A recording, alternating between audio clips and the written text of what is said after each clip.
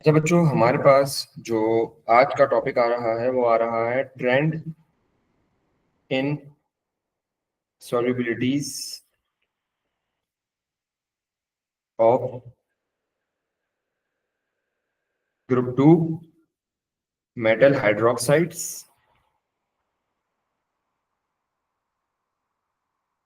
And metal sulphates. Down the group हम पढ़ेंगे इसके बारे में, ठीक है।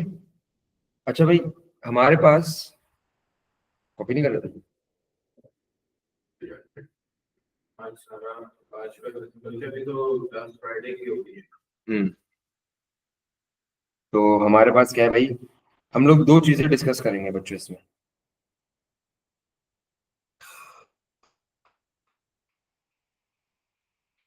सबसे पहले हम लोग डिस्कस करेंगे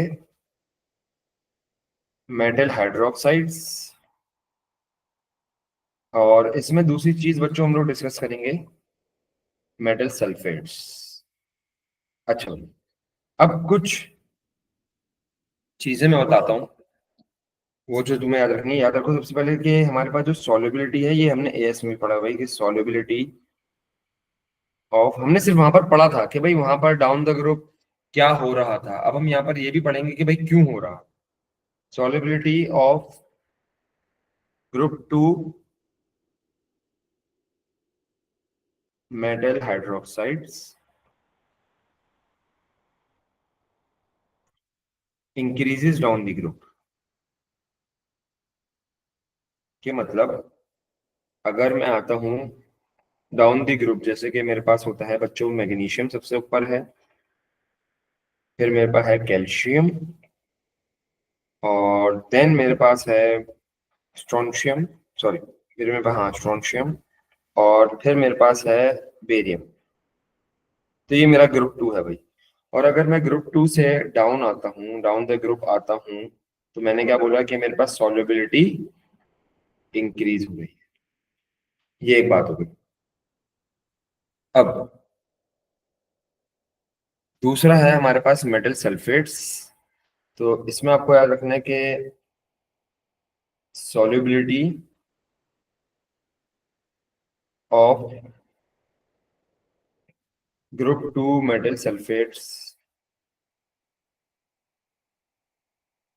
डिक्रीजेस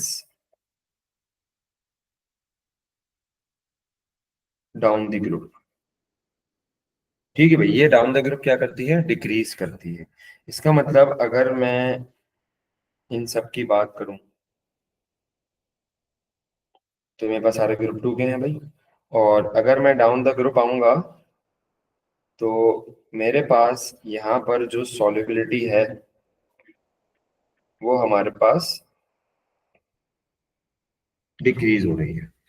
ठीक है भाई। तो अब देखो, अगर मैं बात करूं मेटल हाइड्रोक्साइड्स में से, मेरे पास सबसे ज्यादा सॉल्युबल हाइड्रोक्साइड कौन सा होगा, बेरियम होगा। क्यों? क्योंकि मेरे पास down the group most soluble ऐसे ही है, और मैग्नीशियम जो मेरा होगा वो लीस्ट सॉल्युबल होगा। और अगर मैं बात करूं कि मेटल सल्फेट, ओ, एक मिनट एक मिनट, यहाँ पर हमें सल्फेट लिखना था बच्चों, ये हमने हाइड्रोक्साइड लिखा हुआ है, यही तो कहूँ।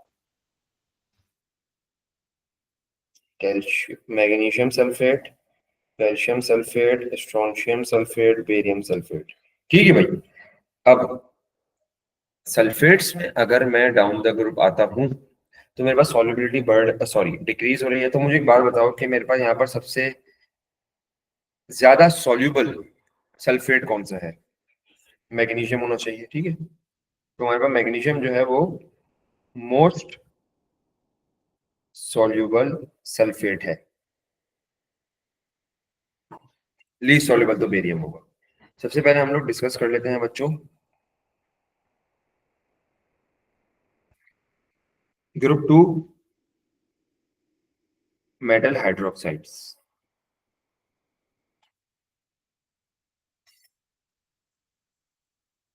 ठीक है भाई। अब ये देखो, सबसे पहले मेरे पास मैग्नीशियम आ गया, मैग्नीशियम हाइड्रोक्साइड आ गया, और मैग्नीशियम हाइड्रोक्साइड कुछ ऐसा होगा। अच्छा, हाइड्रोक्साइड और कैटायन में ना इतना फर्क नहीं होता। हाइड्रोक्साइड का आयन इतना बड़ा नहीं है। ये हमारा मैग्नीशियम आ गया, इस पे +2 है, हाइड्रोक्साइड हमारा -2। इसको मैं नीचे कॉपी करता हूँ।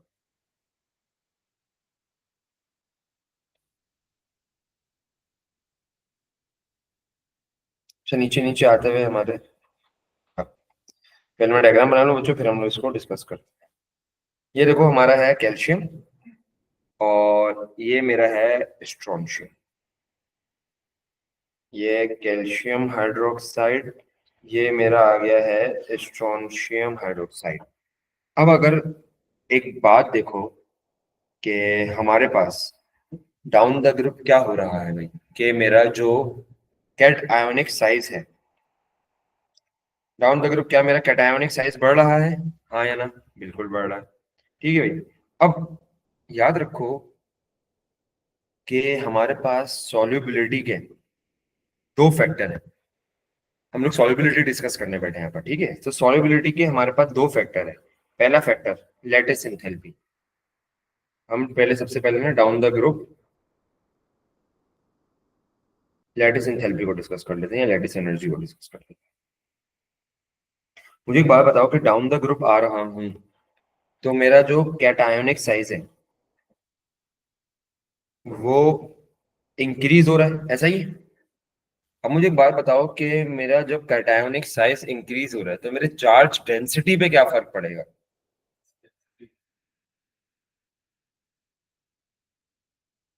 चार्ज डेंसिटी का फॉर्मूला ये होता है, चार्ज ओवर वॉल्यूम। ये आ गई मेरी चार्ज डेंसिटी। तो मुझे एक बात बताओ, वॉल्यूम बढ़ेगा मतलब साइज बढ़ा तो वॉल्यूम बढ़ गया, वॉल्यूम बढ़ा तो चार्ज डेंसिटी कम हो जाएगी। तो देखो अगर मेरे पास यहाँ पर क्या हो रहा है कि साइज कैटायन का बढ़ रहा है, साइज के साथ साथ तुम्हारे पास वॉल्यूम बढ़ रहा है, सही है? वॉल्यूम बढ़ा तुम्हारे पास तो मेरे पास चार्ज डेंसिटी क्या हो गई? कम हो गई। अब याद रखो बच्चों, जब भी मेरे पास चार्ज डेंसिटी कम होती है तो मेरे पास लैटिस एंथैल्पी क्या हो जाती है? डिक्रीज होती है। Delta H of lattice becomes less exo. Less exo का मतलब क्या होगा? नेगेटिव। लेस एक्सो का मतलब लेस नेगेटिव। लेस नेगेटिव को क्या मैं मोर पॉजिटिव बोल सकता हूँ? ऐसा ही है। Next, down the group lattice enthalpy में ये फर्क आता है, ठीक है भाई, कि लेस एक्सो हो जाती है, वो लेस नेगेटिव हो जाती है। अब दूसरी हमारे पास आती है डाउन द ग्रुप,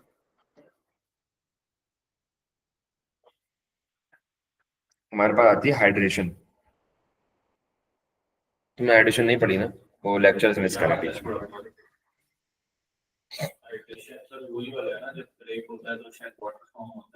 वाटर में डिजोल्व होता है, ठीक है?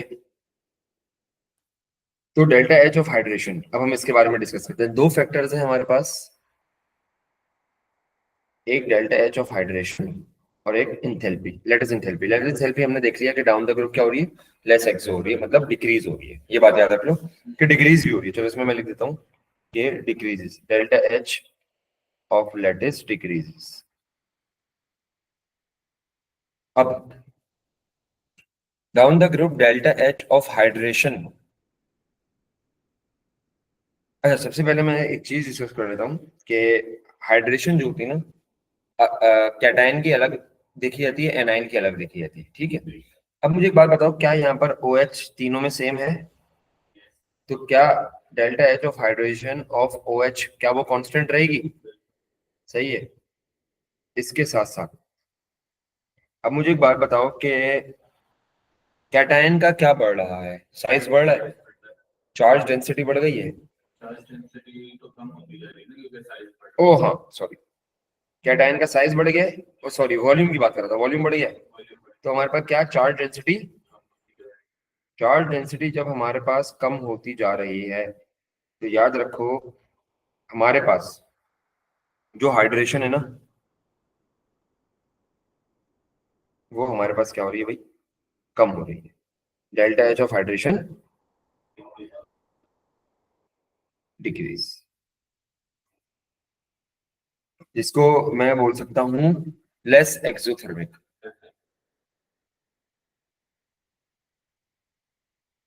या लेस नेगेटिव, ये बात हो गई, ठीक है। अब मैं इन दोनों चीजों को कंपेयर करूंगा, देखना। यहां पर मैंने लिख दी है लैटिस एनर्जी, और यहां पर मैंने लिख दी है डेल्टा एच ऑफ हाइड्रेशन। ये दो फैक्टर्स को हमें कंपेयर करना है। और यहाँ पर हमारे पास magnesium hydroxide, calcium hydroxide, strontium hydroxide and barium hydroxide, down the group हम लोग आ रहे हैं।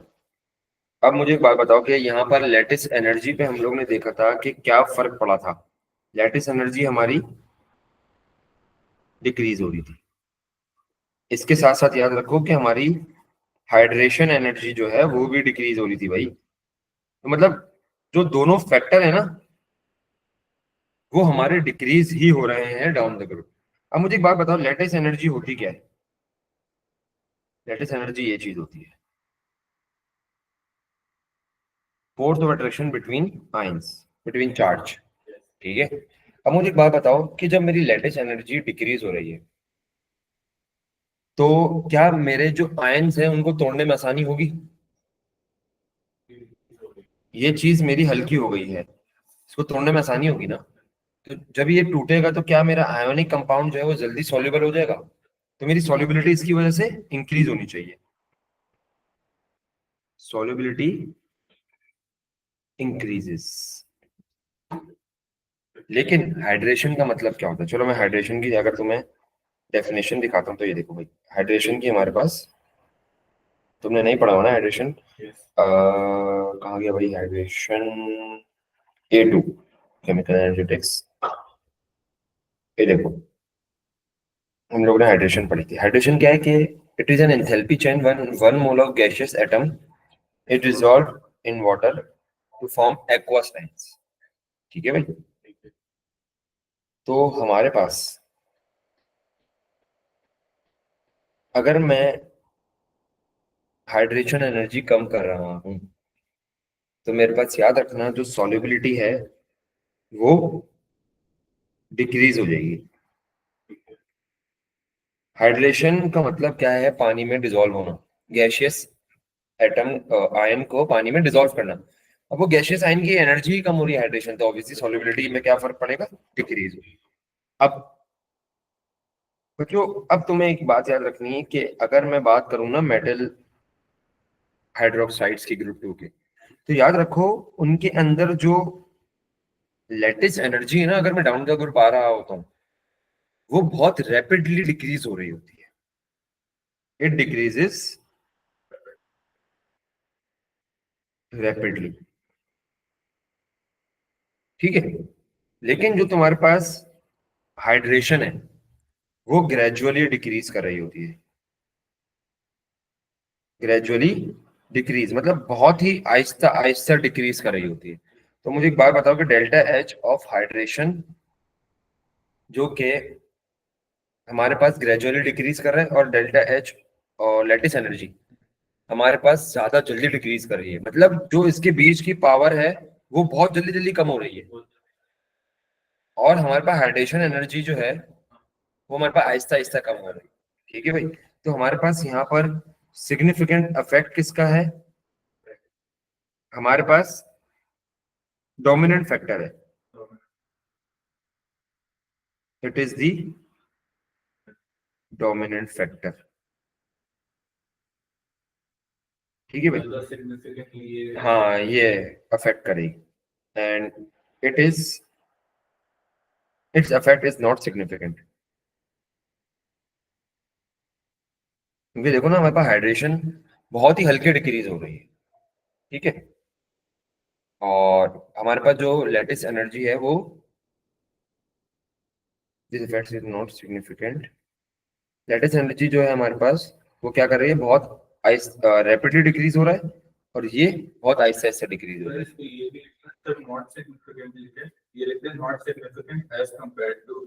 हाँ, यही मतलब अभी फिलहाल इन दोनों को ही कंपेयर कर रहे हैं ना हम लोग। ठीक है। तो अब मुझे एक बात बताओ कि यहाँ पर लेटेस्ट एनर्जी बहुत जल्दी डिक्रीज हो रही है, मतलब आयंस के चार्ज के बीच में जो एनर्जी है वो बहुत जल्दी डिक्रीज हो रही है। और हाइड्रेशन तो याद रख लो, हाइड्रेशन मतलब सॉल्युबिलिटी की पावर। ठीक है, तो सॉल्युबिलिटी की पावर बहुत हल्के हल्के कम हो रही है, तो हमारे पास जो सॉल्युबिलिटी है वो क्या हो जाएगी, बढ़ जाएगी। तो डाउन द ग्रुप हमारे पास सॉल्युबिलिटी इंक्रीज। ठीक है भाई, ये एक हमारी बात हो गई। अब इसमें हमारे पास एक क्वेश्चन आता है जो कि बना बनाया हर साल तुम्हारे पास मिलेगा ऐसे, कि एक्सप्लेन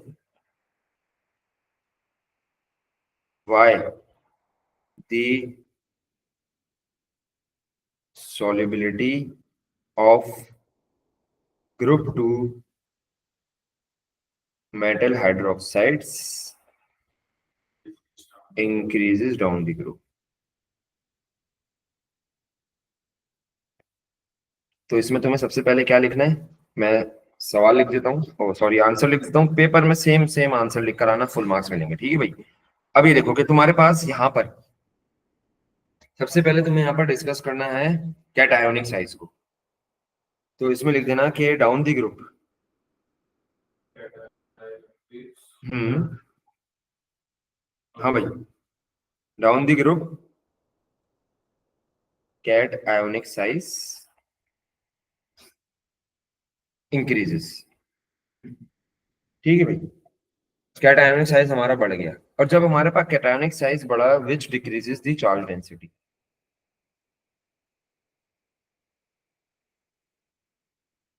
ठीक है भाई, इसने क्या कर दिया, चार्ज डेंसिटी कम कर दी। बट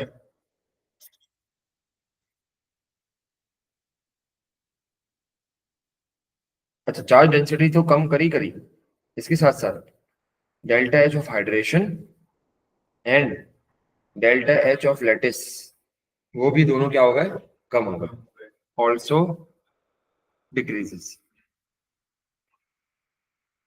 इसके साथ साथ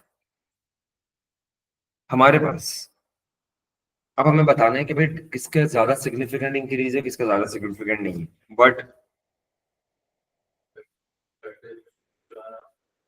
delta H but delta H of hydration is not significant,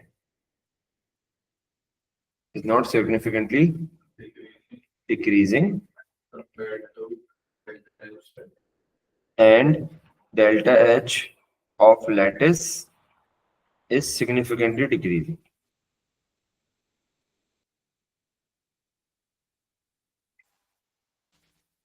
ठीक है भाई, सिग्निफिकेंटली डिक्रीजिंग। अब जब ये दोनों ही डिक्रीज हो रहे हैं तो हमारे पास हुआ क्या, दी, ये इतना ज्यादा सिग्निफिकेंटली डिक्रीज नहीं हो रहा ना भाई, डेल्टा एच ऑफ हाइड्रेशन, लेकिन जो लेटेस्ट एनर्जी है वो ज्यादा ही सिग्निफिकेंटली डिक्रीज हो रही है। सो दी solubility of metal hydroxide increases। ये बात क्लियर होती है, ठीक है भाई। अच्छा बच्चों, ये तो हमारे पास हो गया बच्चों मेटल हाइड्रोक्साइड्स। अब मैं आगे चलता हूँ, अब हम लोग डिस्कस करते हैं metal sulphates down the group. अब हम लोग डिस्कस करने वाले हैं मेटल सल्फेट्स को। अच्छा भाई, हम्म, चलो वापस हम लोग ना डायरेक्ट कंपैरिजन पे चलते हैं। मेटल सल्फेट्स हमारे पास कौन कौन सा आ गया, मैग्नीशियम सल्फेट, हमारे पास कैल्शियम सल्फेट आ गया है, हमारे पास स्ट्रोंशियम आ गया है, एंड हमारे पास बेरियम सल्फेट है। अब मैंने तुम्हें बोला था कि डाउन द ग्रुप हमारी सॉल्युबिलिटी डिक्रीजेस।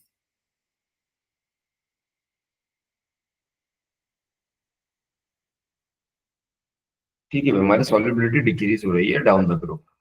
अब इधर देखो कि हमारे पास दो फैक्टर हैं सॉल्युबिलिटी के, एक लैटिस एनर्जी और हमारे पास एक है इसमें हाइड्रेशन। अब हम लोग ने देखा था कि डाउन द ग्रुप हमारे पास दोनों ही चीजें क्या हो रही हैं, डिक्रीज हो रही हैं, ये भी डिक्रीज हो रहा है और हमारे पास ये भी डिक्रीज। अब तो जब ये दोनों चीजें डिक्रीज हो रही हैं तो हमारे पास सॉल्युबिलिटी भी क्या होनी चाहिए, हाँ भाई, decrease.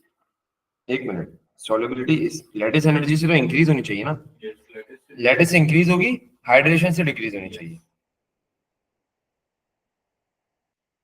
Solubility decrease.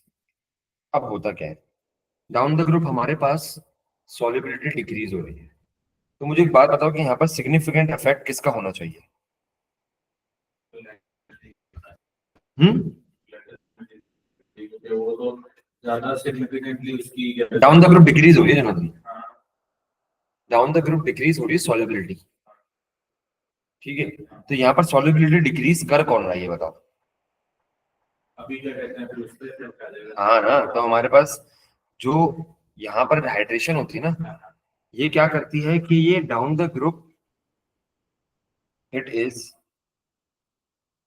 Rapidly decreasing, metal sulphate के अंदर ये रैपिडली डिक्रीज कर रहा होता है, ठीक है। और हमारे पास ये क्या कर रहा होता है, स्लोली या ग्रेजुअली डिक्रीजिंग। इसका सिग्निफिकेंट ज्यादा होगा। अब हमारे पास जो यहाँ पर सिग्निफिकेंट ज्यादा होगा वो किसका होगा? हाइड्रेशन का। सिग्निफिकेंट फैक्टर या डोमिनेंट फैक्टर हमारे यहाँ पर क्या बन गया है? डोमिनेंट फैक्टर हमारा हाइड्रेशन बन गया है, और इसमें हमारा जो नॉन डोमिनेंट है वो हमारा क्या बन गया है? Lattice energy. ठीक है भाई, तो अब देखो ना कि हमारे पास यहाँ पर hydration energy down the group dominant factor है, और वो बहुत जल्दी जल्दी डिक्रीज हो रही है, तो हमारे पास सॉल्युबिलिटी भी डिक्रीज हो जाएगी। सो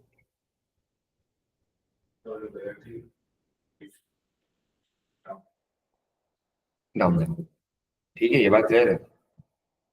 अब इधर देखो कि हमारे पास इसमें अब हमारे पास क्वेश्चन आता है, वो क्वेश्चन क्या है भाई कि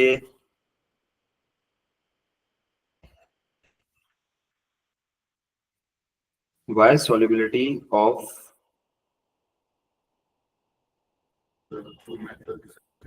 group 2 sulfates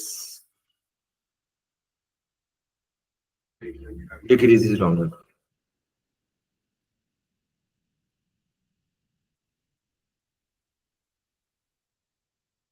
ठीक है भाई, तो इसका हम लोग आंसर लिख लेते हैं। इसका आंसर क्या है कि भाई डाउन दी ग्रुप, इधर भी हमारे पास कैटायनिक साइज बढ़ रहा है, down the group cationic size increases, ठीक है भाई, और हमारे पास कैटायनिक साइज बढ़ रहा है which decreases delta H lattice and delta H naught of hydration, but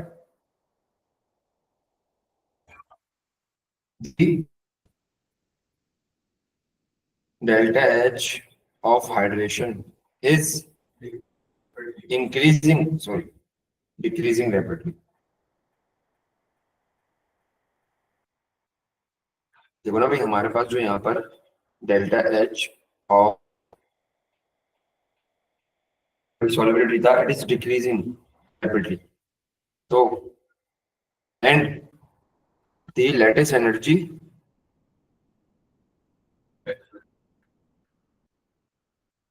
is decreasing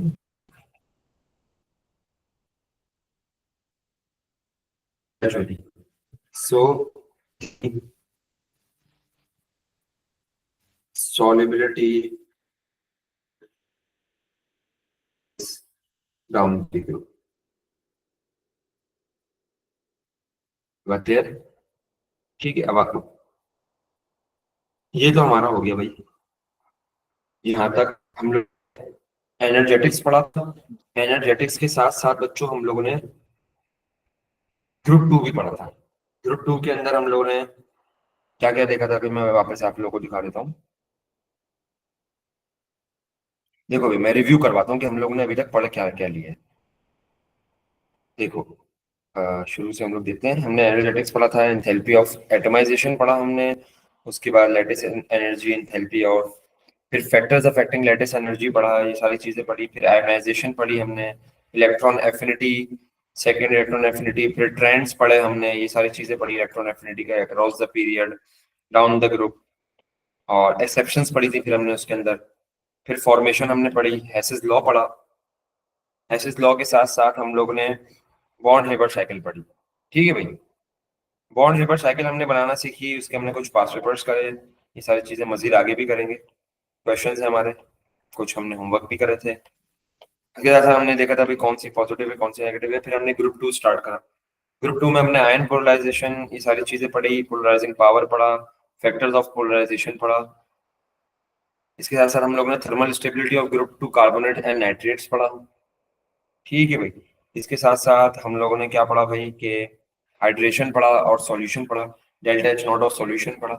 ठीक है भाई, कि 1 मोल ऑफ आयोनिक कंपाउंड जब पानी में सफिशिएंट पानी में डिसॉल्व होता है, एक्सेसिव वाटर में डिसॉल्व होता है, तो हम इसको सॉल्यूशन बोलते हैं। और फिर हम लोग ने हाइड्रेशन पढ़ा, हाइड्रेशन के साथ साथ हम लोग ने enthalpy change of hydration down the group 2 पढ़ा कि हाइड्रेशन डाउन द ग्रुप 2 क्या होता है। फिर उसके बाद हम लोग ने क्या पढ़ा कि हाइड्रेशन और सॉल्यूशन और लैटिस एंथैल्पी को मिला के हमारे पास एक बॉन्ड हेसिस साइकिल आती है, वो हमने पढ़ी। ठीक है भाई, वो साइकिल हमने पढ़ी। इसके बाद हम लोग ने trends in group 2, trend of solubility in group 2 metal sulphates and metal hydroxide पढ़ा।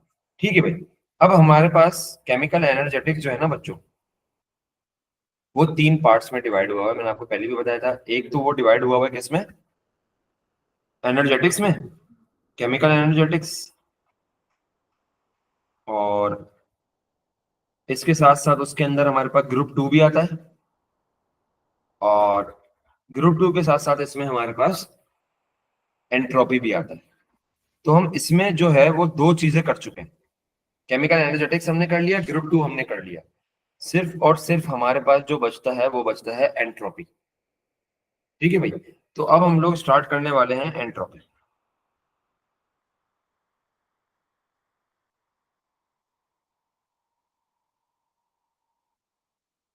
तो बच्चों सबसे पहले तो हमें देखनी है definition of entropy.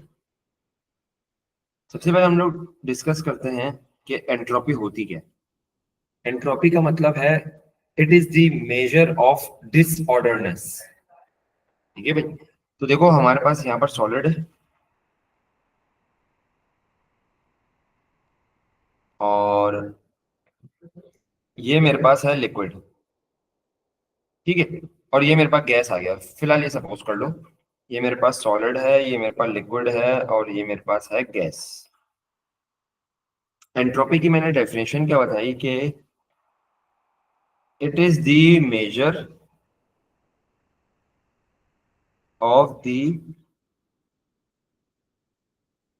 Disorderness of a system.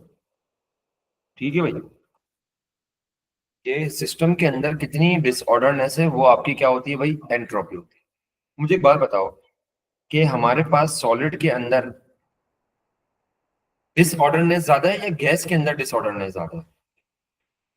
Solid के अंदर तो ऑर्डर्ड है ना सारी चीजें, लिक्विड में जाते हैं तो थोड़ी सी डिसऑर्डरनेस बढ़ती है, लेकिन अगर मैं गैस में चला जाता हूँ तो मजीद डिसऑर्डरनेस मेरी बढ़ जाती है। तो ये देखो कि हमारे पास क्या सीन है कि जो सॉलिड की एंट्रोपी होगी वो क्या होगी, lowest.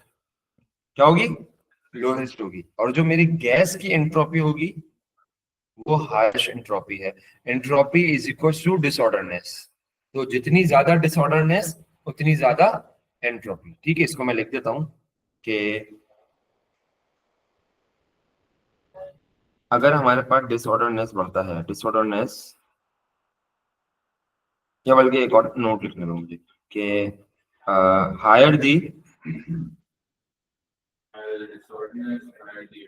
Higher the higher the disorderness higher the entropy. अच्छा सर, ये हमारे काम कहाँ आती है? देखो हमारे पास ये पूरी दुनिया में काम आ रही है एंट्रोपी की। मैं तुम्हें सबसे आसान एग्जांपल देता हूँ, तुम्हारा कमरा।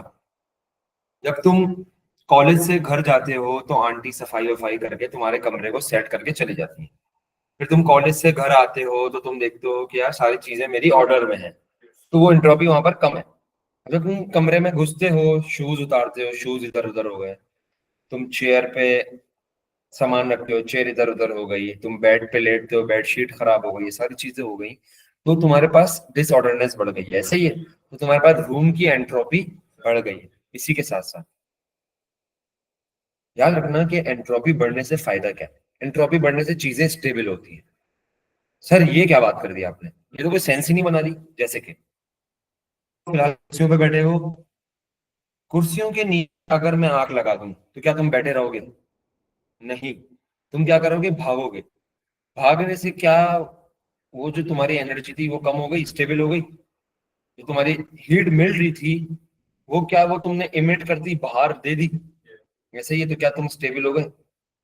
ऐसा ही है ना। तो तुम्हारे पास दुनिया में भी हर चीज, दुनिया को छोड़ो, मैं अर्थ की बात करता हूँ, पल पल हर चीज की एंट्रोपी बढ़ती है। और जब एंट्रोपी बढ़ेगी तो हम लोग को क्या चीज हो जाएगी? स्टेबल हो जाएगी।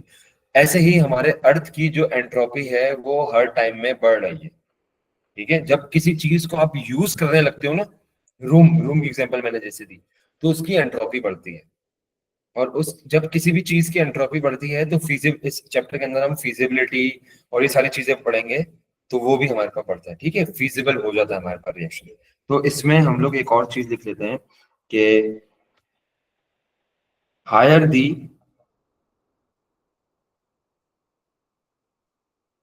डिसऑर्डरनेस,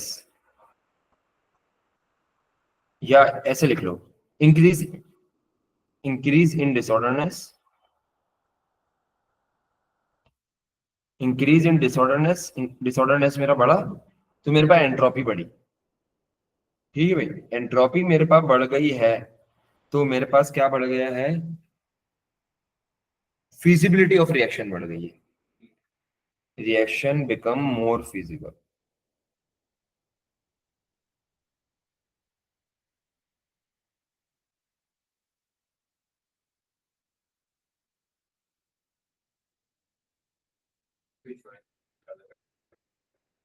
एक मिनट।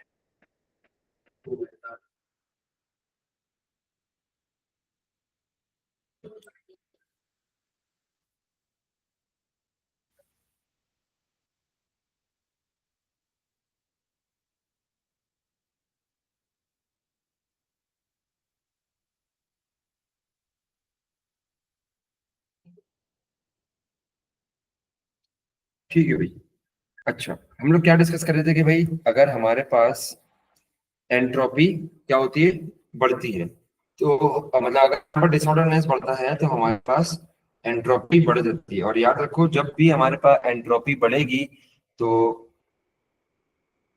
हमारे पास क्या होता है कि भाई रिएक्शन फिजिबल हो जाएगा। एक मिनट रुको यार, मैं इसको जवाब दे दूं।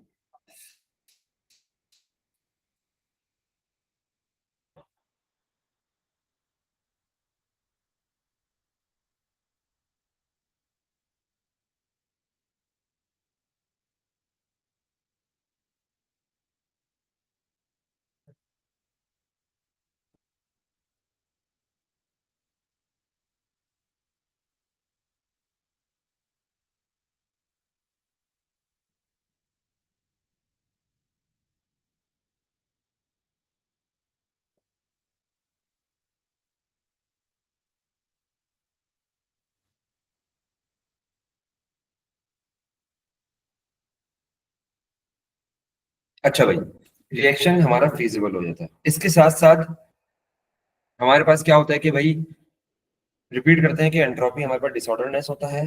Higher the disorderness, higher the entropy.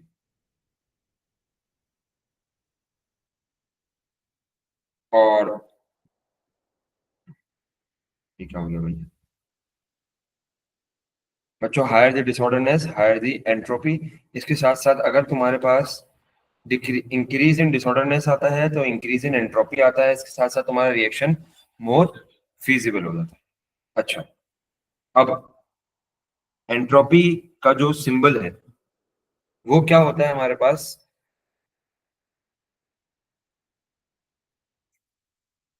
S. हमारे पास जो एंट्रोपी का सिंबल है ना, वो एस है। ठीक है, और हमारे पास जो एंट्रोपी का, मैं क्या कह सकता हूँ कि यूनिट जो है ना, वो है जूल्स पर केल्विन पर मोल। ठीक है भाई, क्या है हमारे पास का यूनिट? जूल्स पर केल्विन पर मोल। ठीक है भाई, तो बच्चों इसको हम इंशाल्लाह फिर नेक्स्ट क्लास में डिस्कस करेंगे। आज की क्लास हमारी ये थी, इंट्रोडक्शन देना था मुझे एंट्रोपी का। ठीक है बच्चों, चलो भाई नेक्स्ट क्लास में हम इसको डिस्कस करेंगे। अल्लाह हाफिज।